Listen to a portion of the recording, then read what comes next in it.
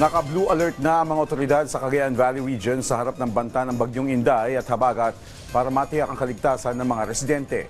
Sa isinagawang pre-disaster risk assessment meeting ng CVR-DRRMC, pinayuhan ito ang mga lokal na DRRM office na tutukan ng mga nakatira sa flood at landslide-prone areas. Bukod sa preemptive evacuation, nagkusa na rin ang mga residente na ilipat ang kanilang mga bangkang pangingisda na nasa coastal area patungo sa mas ligtas na lugar.